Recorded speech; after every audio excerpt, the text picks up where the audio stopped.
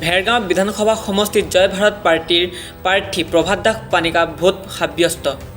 অসমৰ ইতিহাস ৰচিবলৈ সাজু হৈছে ঝাৰখণ্ডৰ মুক্তি মৰ্চা মনোনীত আৰু জয় ভাৰত পাৰ্টীৰ সমৰ্থিত প্ৰাৰ্থী প্ৰভাত দাস পানিকাই। ভেৰগাঁও বিধানসভা সমষ্টিত ফেক্টৰ হৈ পৰিছে প্ৰভাত দাস পানিকা। শাসক বিৰুদ্ধে শংকাত ভুগিছে, যাৰ বাবে বিপুল ভোটত জয়ী হোৱাৰ আত্মবিশ্বাস প্ৰভাত দাস পানিকাৰ।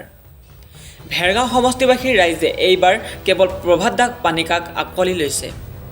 ভেৰগাঁও সমষ্টি বিভিন্ন সমস্যাৰে জড়িত হৈ আছে। নিৰ্বাচনত জয়ী হোৱাৰ পিছত প্ৰথম কাম হ'ব ৰাইজৰ সমস্যা দূৰ কৰা।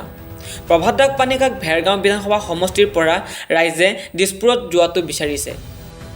ওদালগুৰিৰ ভেৰগাঁৱৰ পৰা প্ৰেম ৰাজভৰ ৰিপৰ্ট JNKD নিউজ। ভেৰগাঁওবাসী ৰাইজক ধন্যবাদ জ্ঞাপন কৰিছোঁ। আমাৰ গোটেই কেম্পেইনটোত তেওঁলোকে সহযোগ কৰিলে, সমৰ্থন দিলে। আৰু আজি ভাৰতীয় গণতন্ত্ৰৰ এটি বিশেষ দিন, অসমৰ বিধানসভা নিৰ্বাচন 2026। সকলো ভোটাৰ ৰাইজক আহ্বান জনাইছোঁ, নিজৰ বিবেক বিবেচনা সম্পূৰ্ণভাৱে নিজে পৰিচালিত কৰি ভোট প্ৰদান কৰক। ভেৰগাঁৱৰ উন্নয়নৰ কাৰণে, সমষ্টিটোৰ সৰ্বসাধাৰণ ৰাইজৰ মূল ইছ্যুবিলাকৰ ওপৰত ৰাজনীতি যাতে হয়, ৰাইজৰ ইছ্যুত যাতে ৰাজনীতি হয়, তাৰ কাৰণে ভোট প্ৰদান কৰক।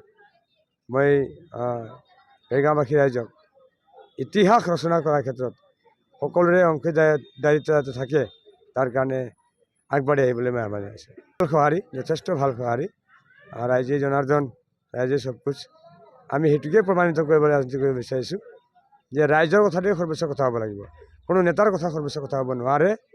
মই ৰাইজৰ এটা অংশ, আৰু যদি ৰাইজে কিবা দায়িত্ব দিয়ে মোক, মই ৰাইজৰ কাম কৰিব লাগিব, মোৰ কাম নহয়, ৰাইজৰ কাম।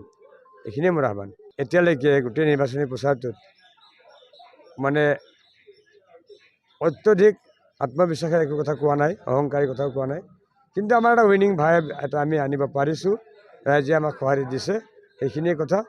আমি ট্ৰেণ্ডিঙত আছোঁ, তাৰ কাৰণে ৰাইজলৈ আমি ধন্যবাদ জ্ঞাপন কৰিছোঁ। নিৰ্ধাৰণ কৰা নাই, ৰাইজৰ ইছ্যুই নিৰ্ধাৰণ কৰিছে। আমি এতিয়ালৈকে এইটোৱে কৈ আছোঁ, ৰাইজৰ কথা হ'ব লাগিব। শিক্ষা, স্বাস্থ্য, নিবনুৱা সংস্থাপন, মূল্যবৃদ্ধি নিয়ন্ত্ৰণ, আপোনাৰ STD-সকলৰ সমস্যা সমাধানৰ কথা হ'ব লাগিব। শ্ৰমিকৰ, খেতিয়কৰ, খেতিত পানী যোগানৰ কথা হ'ব লাগিব। আঁচনি এইবিলাক যদি নহ'ব, আচল ইছ্যুবিলাকত কথা হ'ব লাগিব। তাৰ কাৰণে যদি কাৰোবাৰ নিদ্ৰাহৰণ হয়, তাত আমি দায়ী নহয়। এইখিনিয়ে কথা। মুঠতে ৰাইজৰ ইছ্যুৰ আগত সকলোৱে বিফল হ'ব, ৰাইজৰ সন্মুখত সকলোৱে বিফল হ'ব। আমি ৰাইজৰ ইছ্যু দাঙি ধৰিছোঁ।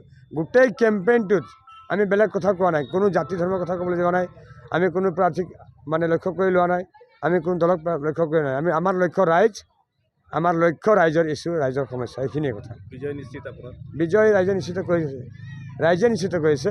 সেইটো ৰাইজৰ ডিচিশ্যন, ৰাইজৰ মনোভাৱ।